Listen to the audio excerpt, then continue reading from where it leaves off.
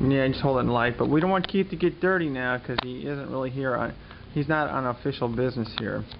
What we've got here is the first carburetor, and the one thing we've got to do is we've got to go ahead and remove this vacuum line from the base of the carburetor, and then we're going to have to go ahead and tap one of the new carburetors that we've got on the base of it and go ahead and thread it and put this in here. This is the vacuum line. Alright, here we go. We're going to go ahead and remove the second carb. This is that Ford guy. He's going to go ahead and pull off that carb. Easy. See what happens when a Ford guy does the work? Look at that. It just came right off. Good job, Joseph. Alright. And off of that carb, we really are going to have to go ahead and steal the linkage, which Joseph has got in his hand here. We're going to have to get that linkage of the... Adapt it. Somehow we're going to have to adapt it, because this is where the linkage for the gas pedal connects, and more importantly, this is the place where the linkage for the progressive carb going to the back carb has to be connected to.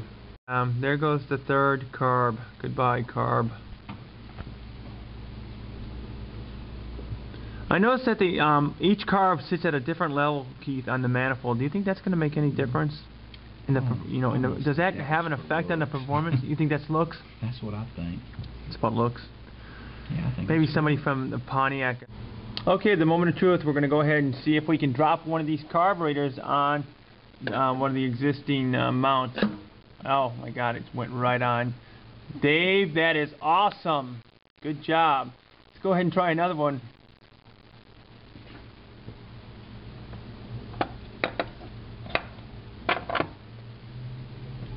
Ooh, they're staggered, Keith. Yep. And there's clearance. Look as good as the originals. Or better because they're clean. Unbelievable. Look at that. You guys wouldn't even know the difference. If I showed you a before and after shot, it almost looks the same. Now we've got a lot of work to do with the linkage. Get that linkage set up. Alright, you are looking at the manifold of the 1966 GTO. The intake manifold, that is. And this is without the carburetors that came on it as original factory equipment. We are now getting ready to replace those carburetors with the EMCO carburetors. Alright, here we go. We're going to go ahead and start installing the EMCO carburetors onto the intake manifold of the GTO. Go ahead and put those gaskets on, Joseph. The EMCO did supply us with some gaskets.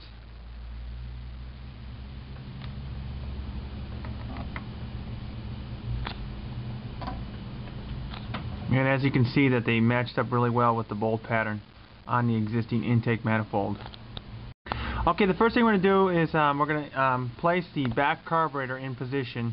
Now this carburetor, we've already put the linkage on. We'll explain the linkage and how it affects the operation of the carburation. But we wanted to set up a progressive linkage system just as the one that existed on the original equipment. In fact, the linkage that you're seeing on this carburetor is from the original linkage. We just took it off the original carburetor and put it on the EMCO carb. Alright, Joseph is now putting the second carburetor in place. And you can see again the bolt pattern matches up really well from the... Okay, on this final carburetor, we wanted to show you what the base plate, because that's obviously the big part of this now. This is the base plate that was supplied by EMCO. We're assuming that that they machined this for this intake manifold. But you can see that the bolt pattern matches up no problem. And then you can see where the gasket for the carburetor throttle body is going to sit. As you can see, the base plate that was supplied by EMCO bolts up nicely to the existing intake manifold of the 66 GTO. I'll go ahead and put those bolts on.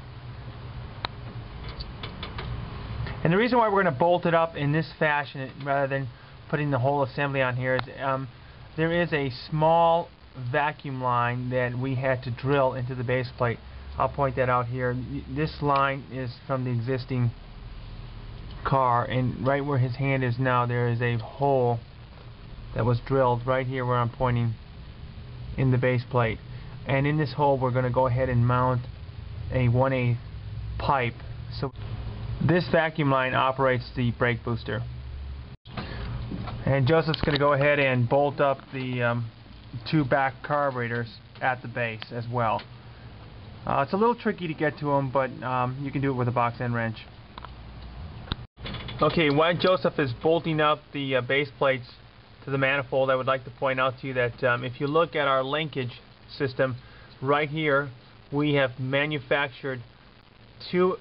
We took some extruded aluminum and formed these extensions due to the fact that the lever for the butterfly mechanism on all carbs was much closer in to the body of the carburetor than the original equipment. It's a much thinner profile carburation system. The extension pieces were created so we could get the proper clearance from these. They look like idle screws on the CNG carburetors. You can see one here and one in the back, and as the linkage were to move forward, it would have gotten caught inside this housing, so we went ahead and extended it out. Not only that, it helped us stay a little bit more centered to our original gas pedal linkage right here.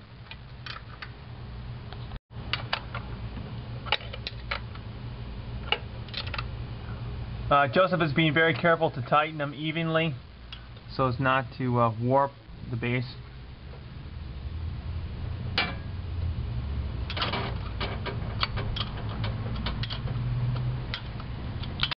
And this is a view of the other side of this would be the passenger side of the carburetors, and as you can see on this side here we have the inlet for the the gas that's going to come into the carburetors, the natural gas.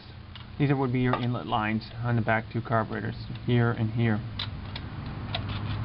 And we did take the time to these little bells that came on the EMCO carburetors. I don't know if you can remember when we did the first video, but they were not polished. We went ahead and polished them up on a buffing wheel to give them a little bit better look. Joseph has just about got all the bolts tightened up, or the nuts on the intake manifold that hold the base plates in place.